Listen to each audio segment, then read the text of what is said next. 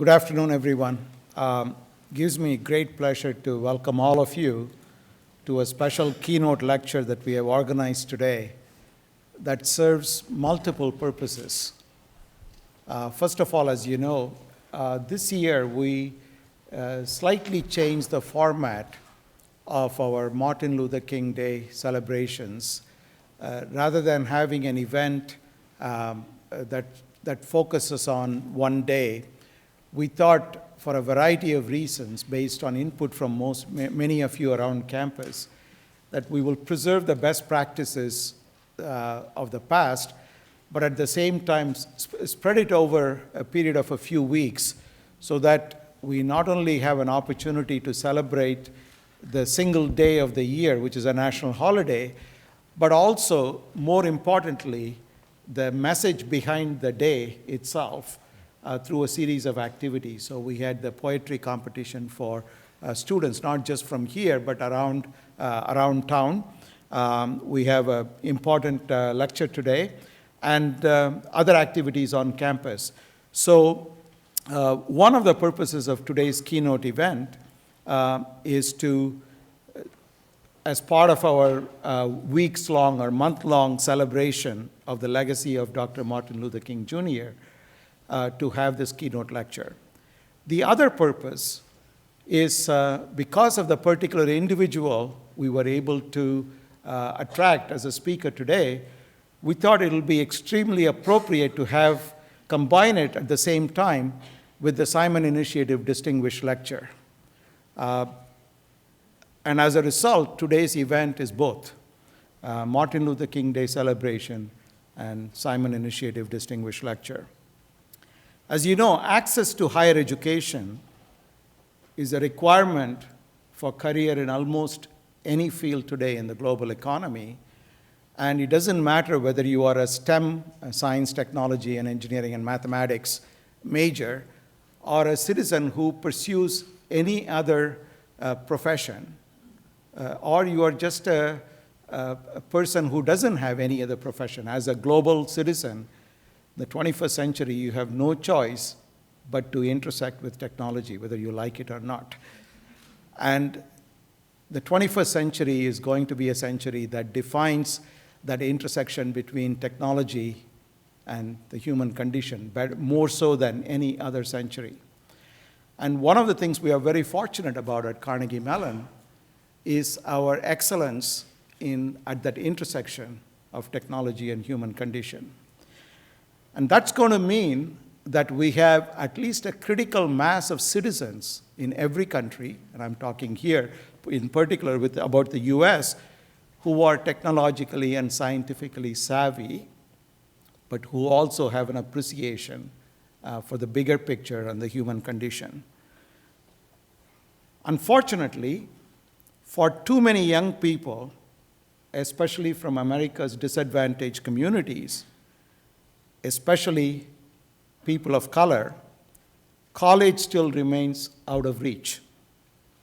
So if you can't pass algebra in high school, you're not going to college. It's not going to be that easy.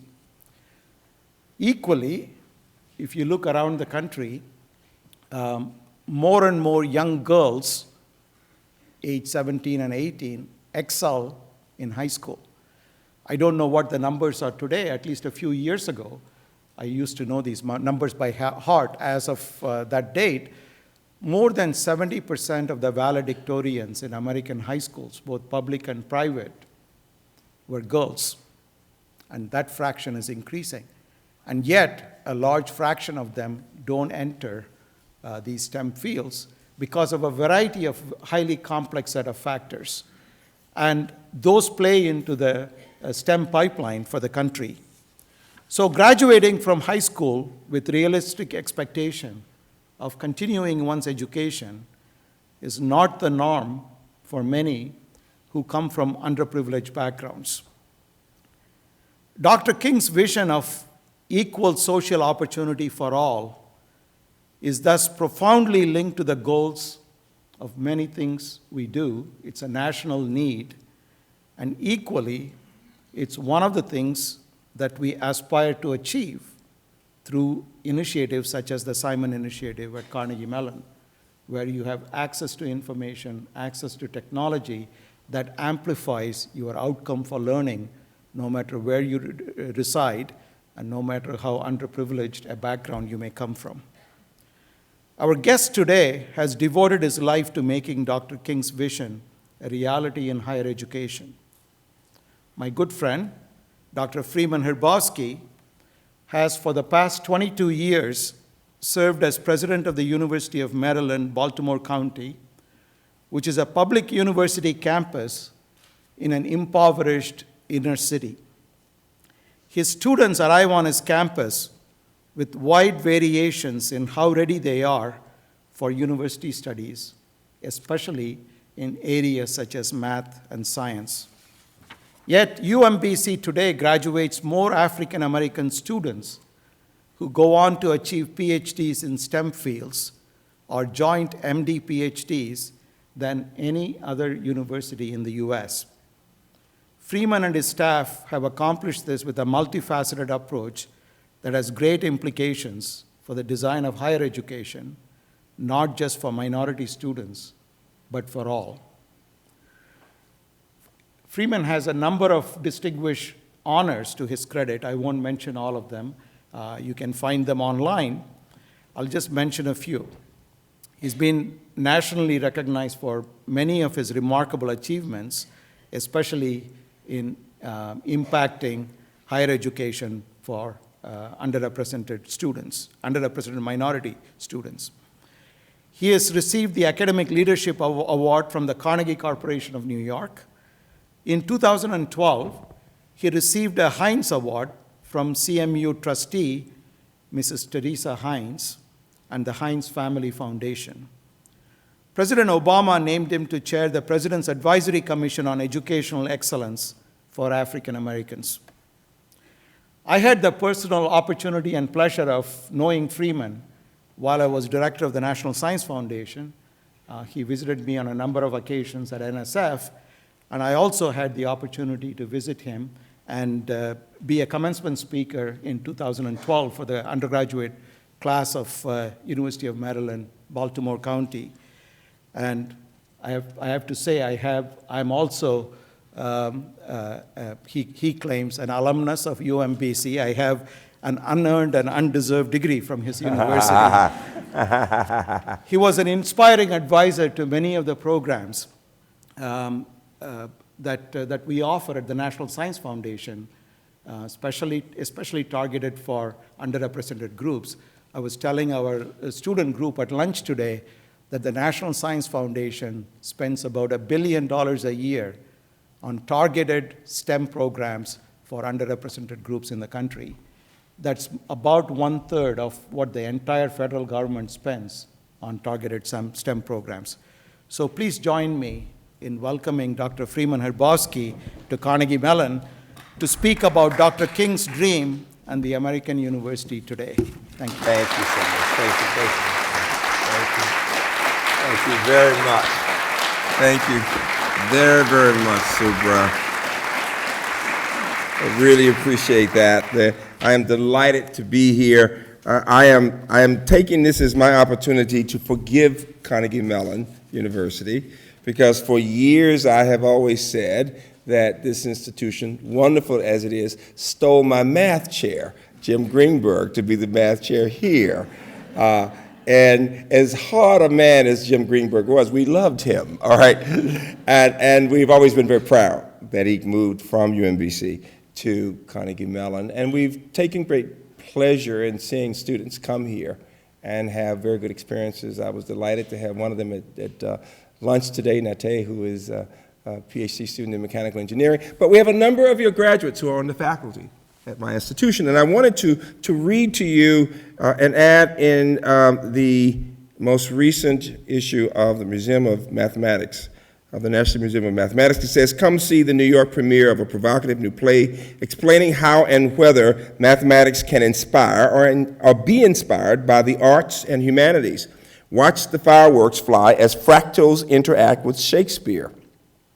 And it is to be performed in March March 8th, at the National Museum of Mathematics in New York, and that same play was actually produced this week at the Joint Mathematics meeting in Houston.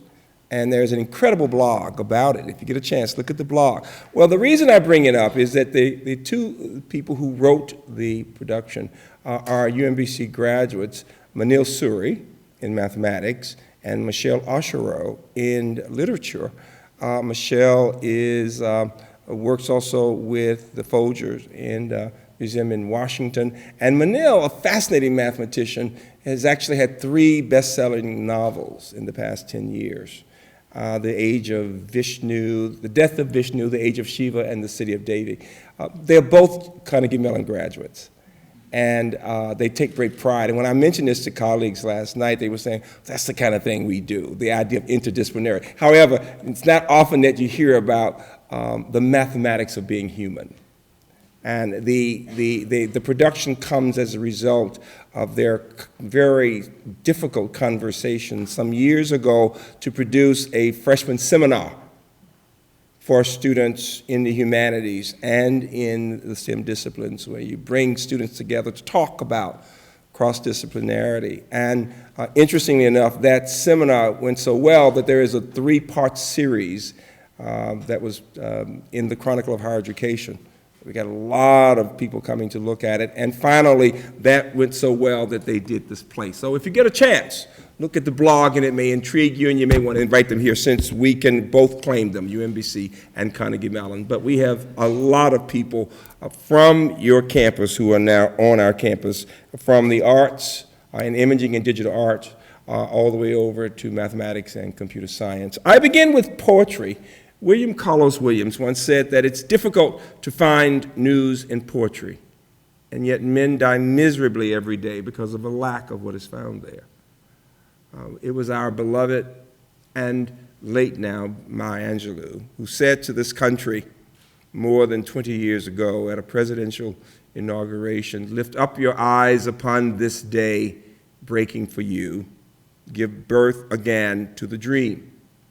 Women, children, men, take it, this dream, into the palms of your hands. Mold it into the image of your most private self. Sculpt it into the shape of your most public need.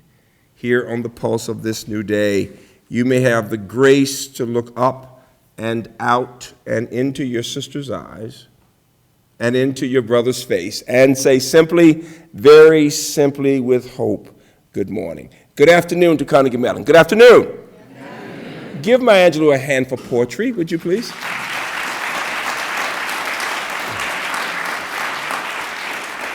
If I made the mistake of shaking your hand, please wash your hands. I have the flu, all right? And I don't want to give you as a gift to Carnegie Mellon the flu. So please, don't breathe towards me so you don't get my condition. I want to tell a story. You know, my campus is an interesting place with students from 150 countries. And so we talk about both domestic and international diversity. It is a place where the life of the mind is very active. I like telling people my basketball team reads really well. They don't win a lot of games, but they read really well. And we are usually in the Final Four in chess. When you see a chess player on my campus, you bow in reverence. You really do. All of the A team members are grandmasters, quite frankly. And the Maryland chess champion is on the C team, so it's a really hot place for chess. But it is Baltimore. And Baltimore is what I call the Upper South. The Upper South. The emphasis on upper, all right? One day we think like people in Philadelphia, the next day like people in Richmond. It depends on the issue.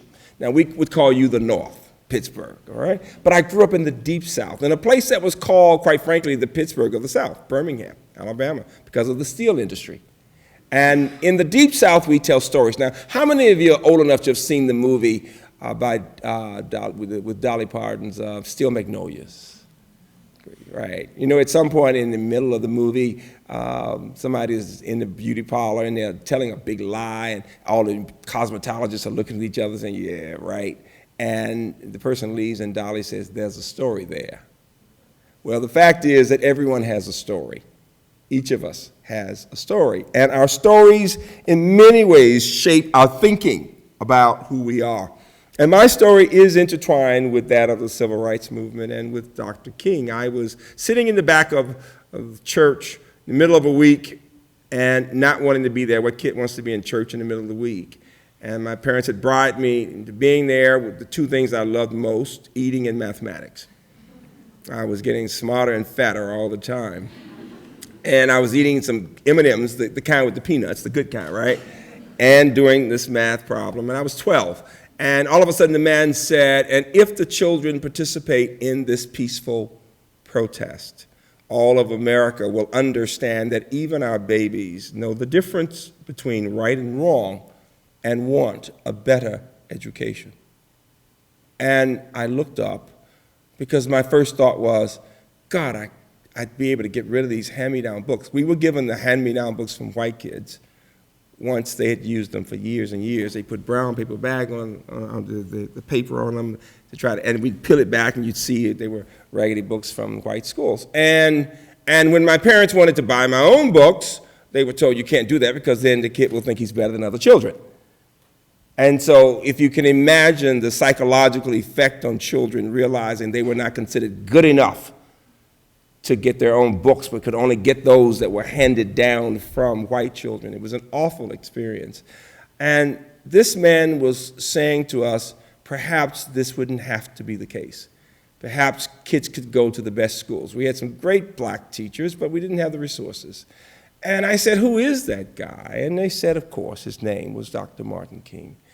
And I got goosebumps because he was the first one to say to me that the world of tomorrow could be different than the world of today. I was talking to both Subra and to Farnham earlier about innovation and about my own background.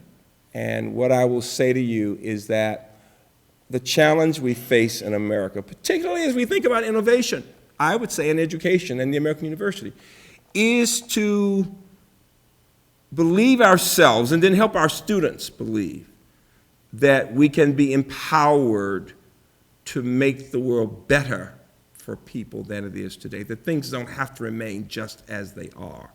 And so I was fascinated, and I said to my parents when we got home, I've got to go in March. And they said, absolutely not. And I looked at them and I said, you know, you guys made me go to this. I didn't want to go. You told me to listen. I did. The man wants me to go in March. You tell me I can't. You're really hypocrites. Students at that time, you did not tell your parents they were hypocrites. You did not do that. My dad said, go to your room, boy. And it was the next morning they came in. They prayed all night. It was a terrible night for them. And they said, it wasn't that we didn't trust you. We did not trust the people who would be over you because if you go, you will go to jail. Now, I was 12. I had skipped grades. I was about to go to the 10th grade, so I was ahead of my classes. So I was a little more mature. But here's the point. I did go, not because I was courageous. The only thing I'd ever fought in my life was a math problem. I could attack those math problems, right? If it got time for a fight, students, I was running the other way. You got that? I had no problem telling you I was a wimp, all right? A fat little smart wimp, okay? But I did go because I could talk. People made me in charge of a group of kids. And we get up to, and I tell you students this because it's when I wrote an article in the last year or two about this for the White House folks, what was surprising to me was to figure out the percentage of Americans who were not in the world in 1963. Watch this. How many of you had not been born as of 1963? That's disgusting. I want you to know that. The fact is that 2/3 of Americans were not born at that time. So it would be impossible for you to understand what the rest of us who were in the world, even if we were kids, saw in the world in 1963. In 1963, even in the North, you would never have a room looking like this, ever, with the women or people of color. The world has changed dramatically since that period. But I did go, and terrible experience, and was thrown in jail, thrown into a police wagon by the chief of police, Bull Connor. It was awful. He spat on me and threw me in. Just get in there, little nigger. It was awful. And spent a week. And the experience was empowering because it was hard, but it taught me that even children could make a difference in their own lives and could be taught to think critically. Now, I have always tied my solving math problems and thinking about what this man was talking about, how do you deal with issues of poverty and of segregation and of discrimination, I've always tied the idea of critical thinking skills and math and science together, just as because I have a mother who's an English teacher, I learned the appreciation of poetry and literature and thinking skills and understanding how to use language. At that same period, my mother who had been an English teacher, was going back to school for something called the new math. How many of you remember the new math? Anybody old enough to remember the new math? Well, one of the reasons the new math didn't work, after everybody was so afraid that Russia was going to be better than Americans and everything else, was that we in the universities didn't really know how to work effectively necessarily with K through 12. Because we tend to be rather condescending in the academy, if you know what I mean, towards K through 12. And what we didn't understand was that teachers know children. We know the content, but we don't know children, and that effective partnerships really do result when people show respect for each side. And somehow, Americans ended up being even more frightened of math, of set theory. My mother was a smart woman and who loved poetry, but she was intrigued by math, went back, and I was her guinea pig. And what she learned that has shaped my thinking about producing students in science, in engineering, is that we don't discuss problems in STEM using numbers. Whether it's in engineering or in medicine, whatever the area, we discuss problems in words. And we learn how to look at the relationships among words, and from the relationships we come up with symbols, and we come up with equations, and we solve problems. But reading skills, thinking skills and reading skills are critical to achievement in science. And this is what I was learning from her as she was getting this connection between what she had always studied in English and becoming a math teacher at the same time. And I bring those two things together because as we look at America right now, and as we look at what's happening in higher education, we have more students going to college than ever, and I'll talk about that. And not for a place like Carnegie Mellon or UMBC, but for American higher education. The number one area where students are not succeeding and therefore not even getting to the second year of work is developmental mathematics. The Carnegie Foundation at Stanford is shown, I mean, it's so clear that large percentages of students from underrepresented groups and white kids from the bottom third to almost 40% cannot get past developmental math, which is middle school mathematics. Major challenges that we face. One of my mother's favorite authors was Zora Neale Hurston, who wrote a book in which the beginning words are ships at a distance, have every man's wish on board. For some, they come in with the tide. For others, they sail forever on the horizon, never out of sight, never landing until the watcher turns his head away in resignation, his dreams mocked to death by time. That is the life of men, and my mother would say, and women. And the point was two groups of people like you, people whose dreams in many ways have already, some dreams fulfilled, on your way to fulfilling others, wonderful stories. And then people whose dreams are, in the words of Langston Hughes, forever deferred.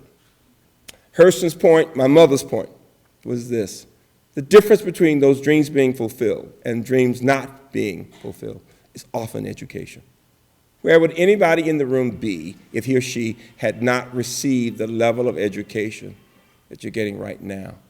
Now, let me ask a question. You know that Children's March was in the early 60s, students, and then there was a march on Washington, and you see the movie now, Selma, all that period, all those marches, and they led to legislation. And if you've read Master of the Senate or any of the books on Lyndon Johnson, the man really did play a powerful role in helping with this, a powerful role that he's not given credit for in that movie. He was a good old Southern boy who used his Southern contacts and changed the Senate's thinking, and they were able to pass the civil rights legislation. And as I said this last year too, and at a school board, Association of School Boards in Georgia, and a very wealthy man who's head of one of the school boards said, I want to say something to the audience. And I had no idea what he was going to say. He said, you know, when we think about the civil rights legislation, we think about people of color, blacks, maybe Hispanics now, he said, and women. He said, but you see me, I'm a rich white guy. I'm CEO of my company. I am head of the school board in my city. And you expect or you assume that I come from wealth. He said, nothing could be further from the truth. He said, I grew up in a sharecropping family. My father was dead. My mama had to sharecrop. We didn't make any money. We were very poor. We were called white trash. She said, but we saw the little Negro children starting to go to college in the mid-1960s. And my mama said, I want my children to go to college. And we did. And we got the little financial aid they had for poor people. And because we went to college, we could finally get a job and move our mama out of sharecropping. I could move up in the company, and here I am today. He said, so that when we talk about the civil rights movement and Dr. King, it's wonderful that it helped blacks. It's wonderful that it helped women. But what America needs to understand is the country was changed because it helped families of all races, men and women. So I ask you to give the civil rights movement a round of applause, please.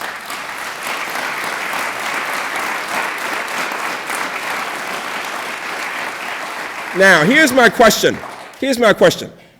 What percent of Americans do you think had earned a college degree in the mid-60s? What would you think? 25-year-old Americans and older. What percent do you think? And don't let me leave Carnegie Mellon saying you're risk adverse either. I heard 10% from somebody. Anybody else? 35. Anybody else? 25. It was actually 10%. It was 10%. All right? What percent of whites? At that time, we broke things down to white and black. We hadn't even gotten to the great age of white and black, is what we said, in the 60s, okay? Remember, the Higher Education Act, the Civil Rights Act in 64, right? The Voting Rights Act in 65, the Higher Education Act in 65, saying more Americans to go to college. And this is what percent of whites had a college degree? 20, 12, anybody else? It was 11%. What percent of blacks? 2 to 3, okay? Today, what percent of Americans have a college degree? I heard 30 from somebody, I heard 50 from somebody. Anybody else? 25, anybody else? 40. It's just gotten to 30%. 30%. What percent of whites? 33, anybody else? It's not quite 40, 38%. What percent of blacks? It's about 18%, not quite 19. And what's the fastest growing group in our country? And what percent of Hispanics? It's actually about 15% at this point. All right. What percent of Asian Americans? Now, I usually get a 90 from somebody now. Come on. You know you want to say it. You all really are risk adverse. Mr. President, you got a risk adverse student body. You know what? You all are used to being safe to get that A. I got that, all right? You want to know before you get out there on a limb. I got that. But it is 55% of Asian Americans. Many are like my students. I'm almost 30% of Asian descent. And the kids are the sons and daughters. They are Americans, but their parents came into grad school and remained, and now work at the National Institutes of Health or NSA or wherever. But that is the best educated group in our country. And what Native Americans, what would you think? Well below 14%. Just a travesty, okay? Now, why do I tell you all that? You put it all together, this is what I'm saying that surprises most educated Americans. Literally, 2/3 of Americans over 25 do not have college degrees. Think about it. Think about it. Well over 60% of white Americans and about 80% of blacks and 85% of Hispanics don't have college degrees. Now, the first reaction from most of my friends, white, black, whatever the race is, Freeman, that couldn't be true. Everybody I know has a college degree. Duh. Right? You know, lawyers are around lawyers, math professors are around math, computer scientists are around computer scientists, and plumbers who make more money than any of you all are around plumbers, all right? Yeah, and the fact is that, we don't know about other people. And yet here's the challenge. In the 60s, one didn't need a college degree to move ahead. Today, more than ever, we need 2- and 4-year degrees and beyond, masters and PhDs. So we have all these people who are not able to take advantage of more and more opportunities that are there. And in my area, what we talk about is the fact that we now have over 100 companies on campus, biotech and IT companies, started by our faculty, by some Hopkins faculty and others, and we're producing thousands of jobs. So the idea of STEM is, what's so wonderful is the idea of being able to produce companies and jobs, and then to have people who can fill those jobs, who can help build the economy. As Norm Augustine says, the former head of Lockheed Martin, that the GDP in America is somewhere between 50 and 70% connected to the strength of STEM. Now, I had the privilege of chairing the National Academy's Committee on Underrepresentation in Science, and a part of that comes because we've become the leading producer among predominantly white schools, and now in general of blacks who get these M.D Ph.D.s. And I really want to give Jim, I never had a chance to give Jim Greenberg credit.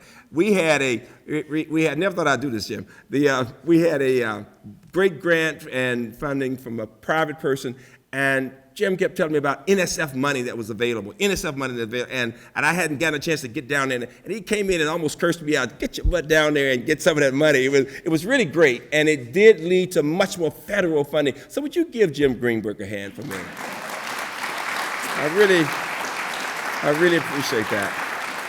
Really do, because it did, the idea of public and private funding together, NSF and Bob Malhoff, who's an MIT graduate, and then other national agencies understanding the issue. And this is what both Super and Farnham have been talking about when they were at NSF, and that's so powerful. It is that the most enlightened institutions in our country understand well that we must be producing students of all races, men and women, in the STEM disciplines and beyond, if we are to be as competitive as we want to be. Let me just give you one final example. How many of you in the room are between the ages of 35 and 7-ish? Raise your hands. Good. I've got good news and bad news. Which one you want first? Bad news is you're getting old. Get over it. It's okay. I'm with you, so it's okay. I'm over 60. But the good news is you're the best educated in the world. You're second best in the world. Only Norway as a country is slightly better educated. Very significant. How many of you between 25 and 34? Oh, now you see the pride with which you raise your hands? Like, I'm not in that old group. I'm young, right? I've got good news and bad. Which one you want first? Bad. Well, the bad news is you're not as smart as we are. Hate to tell you. Kidding almost, but kind of kidding. But the fact is you're number 12 in the world as an American generation. Literally, and what it is that large numbers of countries have had more success than we have in educating larger percentages of their population. And it's not that we've gone backwards, we're just not moving forward. And a lot of it has to do with bottom groups that are academically, that even though more students are going to college, they're not graduating. Half of Americans, almost half, who start, never graduate. We have over 50 million Americans who started college and never graduated. And, you know, when I looked at the topic, and I liked the idea of MLK and the American University, the fact is the American University has been the pathway to the middle class. So many of you, how many of you in the room are first-generation college or first in your families to go to college, either one? I mean, even at Carnegie Mellon, look at this. It's a wonderful story. And it's a story I would argue that you should tell because people need to know you can be the very best and be the first to go to college. And what has happened as a result of that is the first person goes and people watch to see what's going to happen. And all of a sudden that person does well and is able to get a job and move out of the parents' home and bring others along. And families have moved, of all races, have moved to the middle class because of the first person who went to college. And most of those people happened sometime in the 60s. There was a small group before that, very wealthy people, more white men than anybody before that. But what really started it, quite frankly, was the Veterans Act, if you remember the GI Bill, in the 40s. It was Roosevelt who was powerful, and with the Social Security Act in 35, and then in 44, the GI Bill. What group fought the notion of funding for veterans to go to college? There was one group that was more powerful than any other who said, if you allow those veterans into universities and colleges, the institutions will become academic hobo jungles. That's a quote. University presidents. University presidents. They really did. They fought it. They lobbied totally against, and from Harvard to the University of Chicago. Wonderfully educated people, very decent guys. And I bring that up not to be disparaging, but for this reason. Even the best educated in the world can be limited in thought, in sight. You get my point? Because when we are in power, we are comfortable with the way things are. It is only when we feel some discomfort or appreciate the fact that the world needs to change that we actually see the changes. And that's a part of what we've done at my university. Fact is that years ago, we'd never seen a minority earn an A in any science course unless the kid had been educated in a French system or a British system in another country. And until maybe a decade ago, we didn't even realize only 12% of our faculty in science and engineering who were tenured or tenure track were women. And so I was very privileged to be the head of our advanced program, which is a fundamentally transformational program. But we've gone from 12% women in science and engineering on the faculty in tenure and tenure track positions to almost 39%. Give my campus a hand for that. It's a big deal. I'm very proud of that. And so whether talking about the notion of improving or increasing the numbers of minorities performing in science or women in the faculty of science and engineering, and especially with technology and the challenges there, and congratulations to you on what you've been able to achieve in terms of 40% of your freshman class in computer science being women, there are several fundamental guiding principles. One is the need to look in the mirror itself with honesty. The need to rely on the data, something you appreciate, to use analytics, the need to listen to the voices of the people from the particular groups. And there's a piece that my colleagues and I wrote on a theory of change, and it speaks to this notion of developing empowering settings. We want our students to feel empowered. We want faculty to feel empowered to speak the truth as they see it. I really enjoyed being with your administrators today, with the president, with the students, and listening to their voices. I was very impressed because they could talk about the wonderful things at Carnegie Mellon, and then they could even speak to some of the honest challenges that they face. The fact is when I chaired that committee that I said on underrepresentation, it didn't surprise people that only 20% of blacks and Hispanics who were succeeding, who were starting in math and science and engineering were graduating in those disciplines, but people were shocked to learn only 32% of whites who began with a major in those areas will remain, and only 41% of Asian Americans. And so the question becomes, what is the challenge? Well, what our committee did was a little different, was we didn't simply point the finger at K through 12. You know, universities blame high schools, who blame middle schools, who blame elementary schools, who blame the family, right? And then the father blames the mother side of the family. It's like a finger-pointing thing all the way down the line. And we said, let's stop the finger-pointing. Let's focus on the issues. And what we learned from Mauhoff, what we learned from this program for minorities in science and now others, what we learned from the women in science programs and the CWIT program, Center for Women in IT, is once we get the data, once we analyze things, once we see what's working and not, let's not point fingers. Let's create an environment of trust so we can analyze the issues and support faculty, support students with the vision of having greater representation of all groups. And let's not think that because most students don't make it, it simply means we have high standards. Because the question should be, yes, do you have high standards when thinking about the rigor, but do you also have high standards when thinking about the support to help students come up to that rigor? I would argue that we have a moral responsibility in the academy. If we admit students and tell them they have a chance at making it in engineering, and if they work really hard, the question is, are we doing all we can as an institution to rethink the approach and to understand how we can be even more effective? Because innovation really should mean looking in the mirror and believing that we can do things differently and that we can expect more from each group if we give each group the support necessary. And so for us, beginning with those students in those early years, 25 years ago, it was suggesting that we wanted not just to help students make it through the institution, but rather we wanted to do something that was bold. We wanted to produce a program that would have more students excelling from every race than ever before, excelling at the level that they'd want to go in and get PhDs in the work. And if they were interested in medicine, not just in MD, the clinical, but that they had the gravitas to think about an MD Ph.D.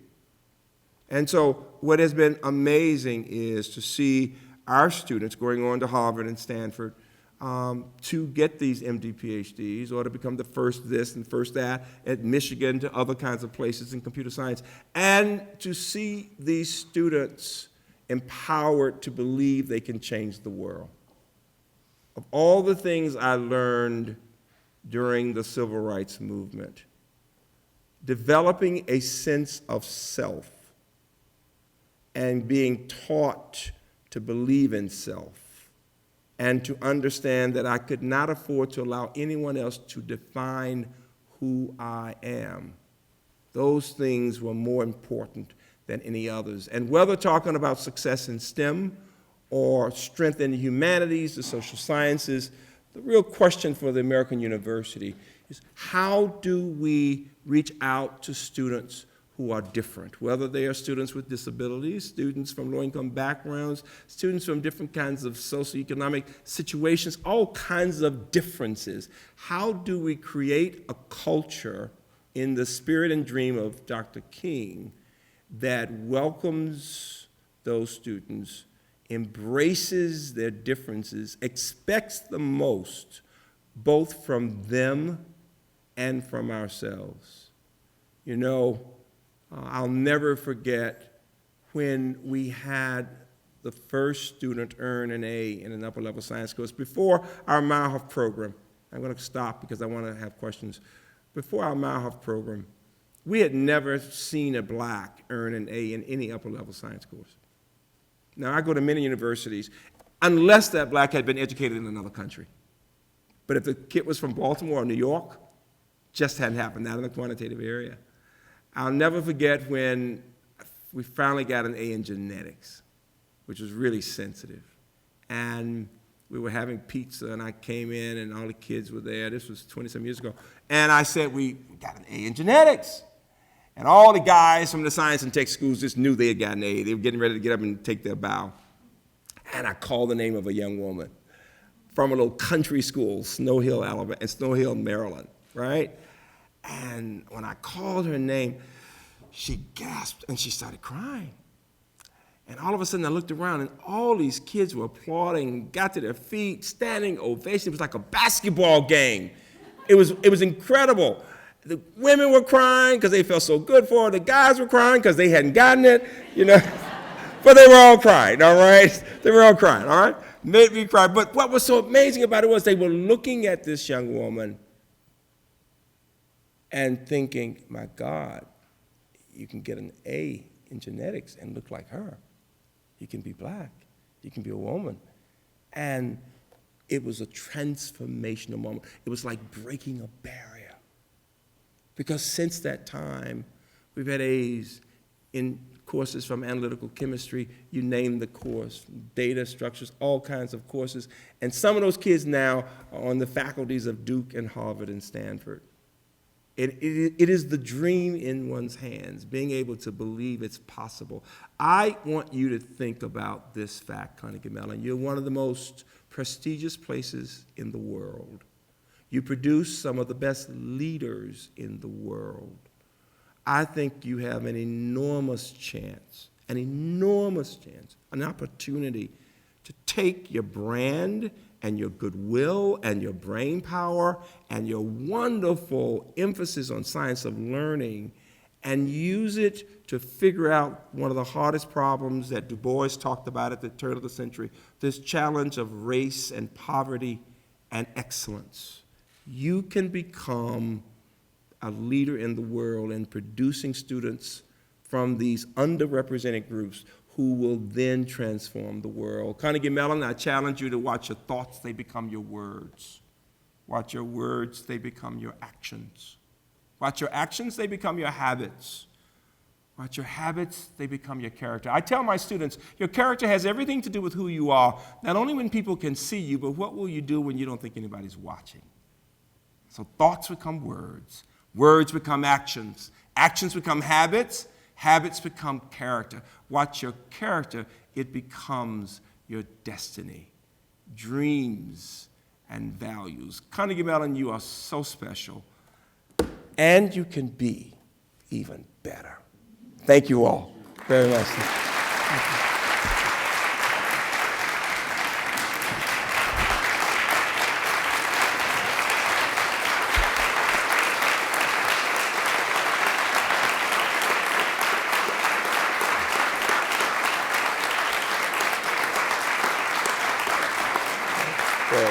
Thank you, Larry. Thank you. Can I take a question or two?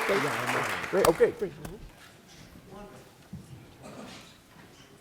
Thank you so much. I'm Richard Shyness. I'm the Dean of the Dietrich College of Humanities and Social Sciences and one of the leaders of the Simon Initiative. It's a great honor to be up here, even just moderating questions.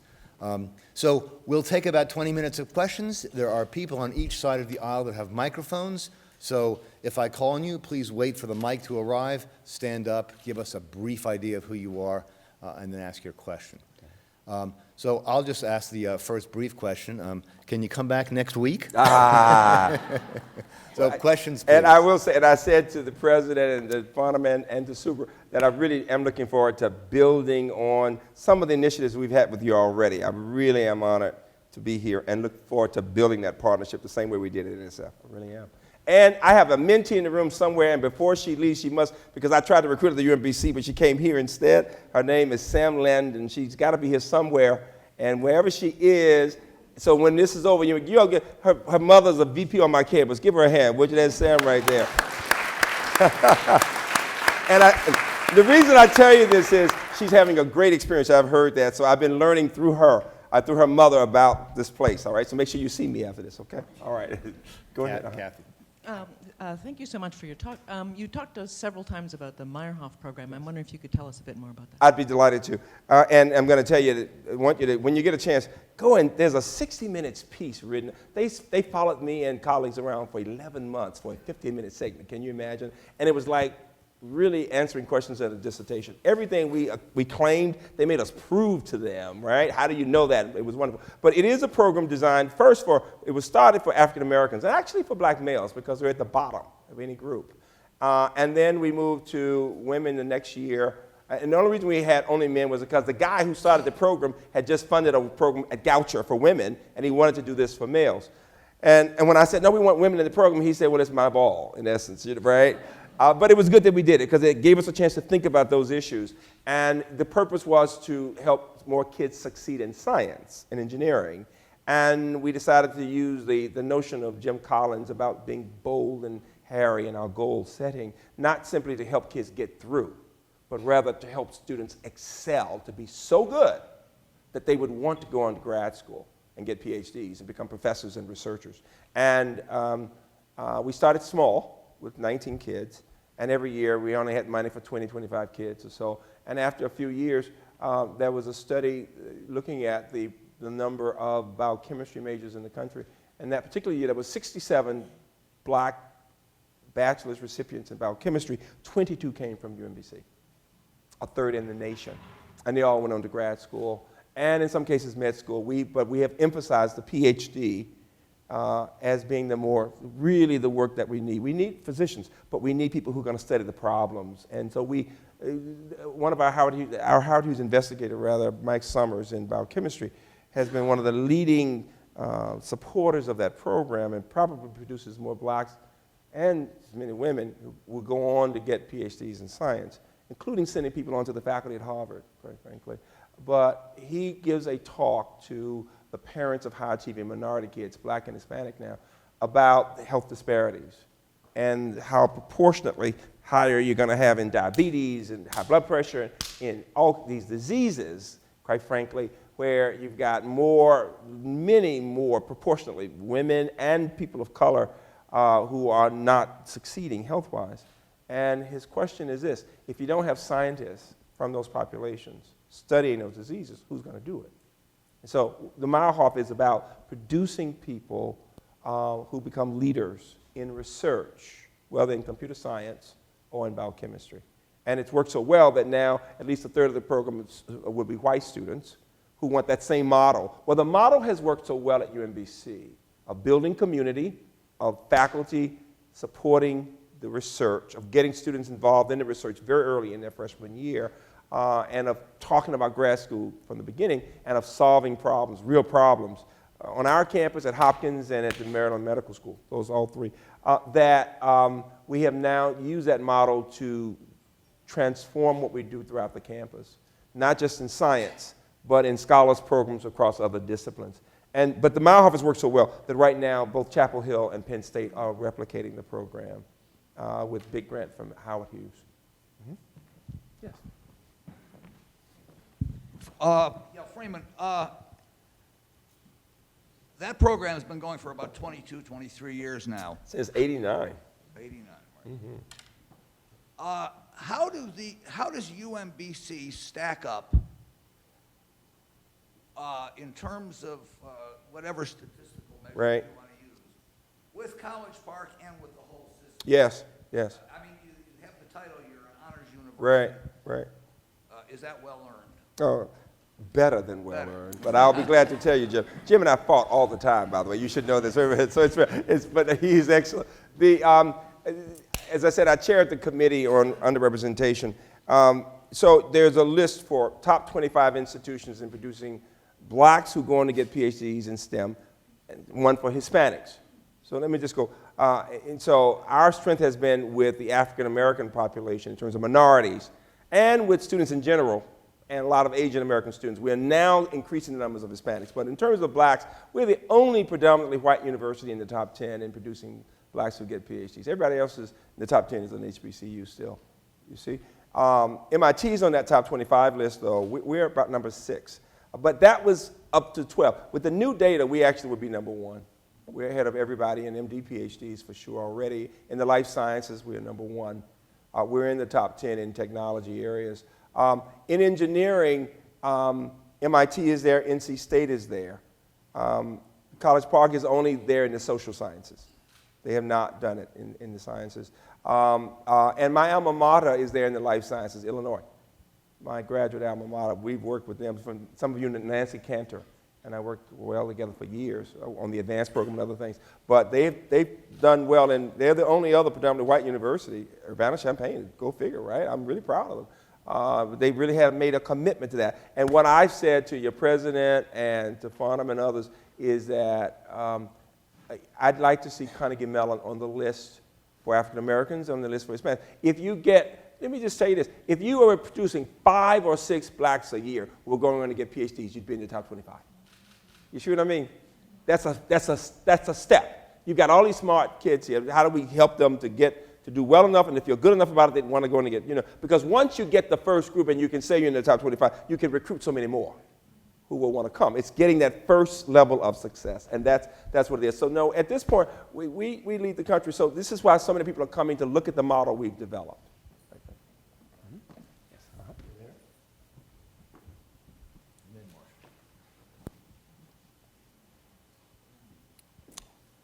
Oh, I had called on her, the woman in the blue shirt.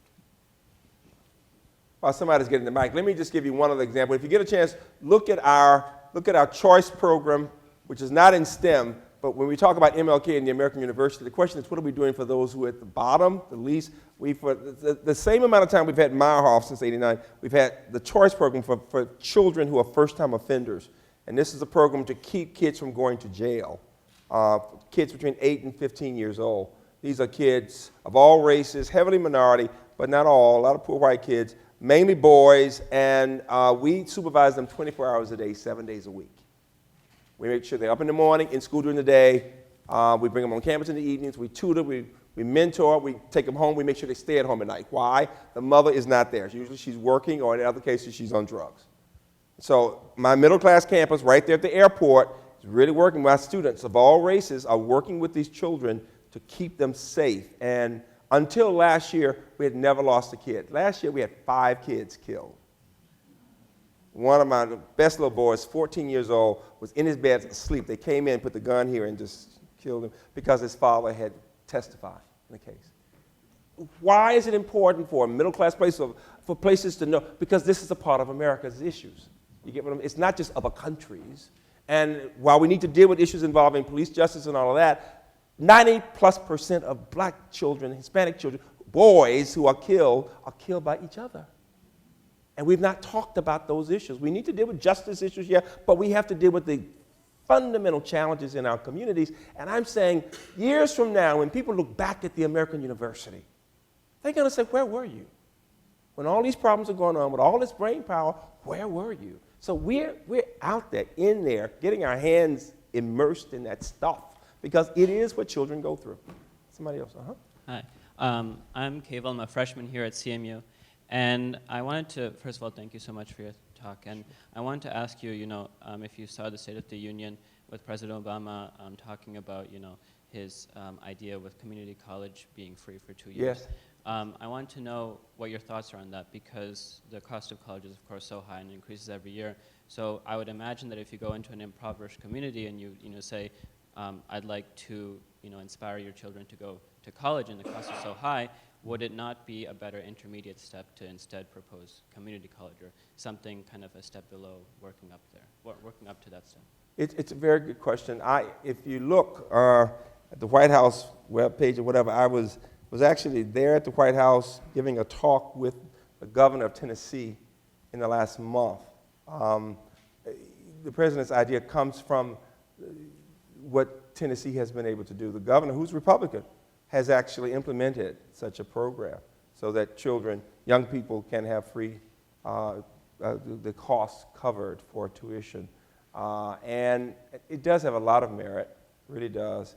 You may not know this, but almost half of Americans start in community colleges. Almost half. And a number of faculty members who have started off in two-year institutions. So one can get a solid education. I always say this, and you'll appreciate my saying this, the quality of the education somebody gets is less connected to how much it costs and more connected to how much one puts into it. You see, if you looked at your grad students, if you have people who come from public institutions or whatever, and they've had 2 years, if you put I have had many friends' kids who've gone to very expensive places who were just there, right? And they got that gentleman or lady seat, right? So I don't care if they paid $250,000 for education. They didn't get much because they didn't put much into it. So it depends on where you are. You got this great education. I'm just saying make sure you put all into it. Now, here's my point. I want you to think about this. The challenge is, how do we get enough political support to make it happen? At the very least, what I think will happen is the conversation has begun, that every American student should have the opportunity to get post-secondary education. And that is the fact. Now, a traditional 4-year liberal arts experience is not for everyone at the same time. Boys don't go to college at the same rate as girls. Did you know that? I made it race. A lot of boys are bored. Just as we got to work on girls in technology areas, we're down to like 45% of American college students being male. All right? And so we need ways of supporting people in different kinds of education in community colleges, from the traditional going to 4-year, as well as other kinds of post-secondary opportunities. There are a lot of great programs funded by NSF involving biotech for 2-year kinds of programs that people don't know about. But community college, to be able to get that education, is exactly what we need. We really do. It's very important that we give people, otherwise, how are they going to make a living? That's the point. And pay taxes, okay? Thank you for your inspiring Thank you, speech. Marsha. I want to ask you something that relates to what your speech highlighted to me is a fundamental similarity between learning and change, Yes. making change. Yes. And that is that it's really what we believe is possible in both of these that makes the difference. So you've been so successful at your college. What do you think you can do that we could learn from about changing belief? Yeah, it's such a great question, and we talked before about Carol Dweck and her work at Stanford about mindset. First of all, we in America tend to say to kids, without even realizing it, either you're good in math and science or you're not. And I'll ask this is a really sophisticated group, you really are, but I'll have to ask you this. I ask every American audience this question. How many of you knew by the time you were in the 11th grade that you were either a math, science type or you are a history, English, and arts type? Let me see your hand. It's amazing. Even in this kind of group. Now, for you all, because you did so well, you probably are that I'm a math, science type because you did well. But most people will say that, and then the next thing they'll say is, well, I said, well, why didn't you go into math and science? Well, I was just much better than the other area. But we as teachers even, we have a way, thinking about K through 12, of giving a look at a kid. If the student isn't really excited about the work, like I was that little nerdy fat kid loving the math problem, so they would say, come on, Freeman. But if you're like, I don't know, you're going to say, well, I'll help you this year, but don't come back next year. You know, that message is sent all the time without people, the way body language, people know when the teacher doesn't think they really have it. I was speaking at a wonderful girls' school in Nashville, a very wealthy school, okay? And I was working with these little girls on a math problem, and the teacher, who was a fabulous teacher, except she came and she said, they're not math people. And these kids were 13 years old. She'd already decided, oh, they're not math people. No, but don't spend too much time with them. They're not math people. Now, this is at one of the finest places. It happens all the time. We've got to change the attitudes of people about that, because we need more people, not because they're going to become a big-time super or fun, but rather they can be literate citizens in science even, you see. We need more of that. Let me just say this to the professoriate here. If most students are weeded out of science or don't feel good about science and engineering, why would we expect the public, even the educated public, to want to support basic research at NSF or NIH if they didn't have a good experience themselves? If even our best educated people did not have a good experience. I cannot tell you, when I asked the question, how many of you started with a major in science and engineering and changed your majors, people kind of guiltily raised their hands. Very successful people, CEOs, all the time. So why would we expect? So I'm saying, if for no other reason than self-interest, we need creative ways of having people have a great experience. They don't have to major in it, but I mean to have good experiences in the coursework that they take. But, and Carnegie Mellon has done a lot to help with that, but we still all have a lot of work to do. Last question. So I actually went to college by myself. I was in school. My brother was actually at UMBC. Just a quick question for what things you did specifically at UMBC that you think really helped? Yes. The numbers up. And Yes. what specific things and programs you guys work on? I know you talked about some of them a little bit, but Right. really. Sure. And it's a great question, and it goes to what we're doing with Chapel Hill and Penn State and faculty working with faculty. This notion of building community among students and helping students of all races to work together in groups and getting away from the competitive curve system, which tends to discourage people from helping each other but so much, and creating an environment in which people say how they're really doing. The typical response from a student who even has gotten a D is, I'm okay. Because students don't want to, it's human nature. You don't want to tell people, I'm not doing well. And so it's how do you create a culture in which you can have the kind of safe environment. Natea is here somewhere, I'm hoping. Oh, the Mile, where's Natea? She's one of my students, this is one of my house. Stand up, stand up. She's a fourth year Ph.D. in mechanical engineering student. I'm very proud of Natea.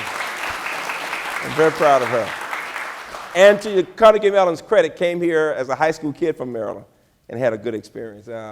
I'm very proud of it. And I bring it up because she knows how we have the cohort experiences. So people, and I ask questions, okay, who feels really good about performance in the last whatever? But then we say, okay, who bombed? Who didn't do well?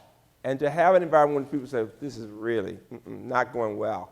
And then to have students who did do well get together with them.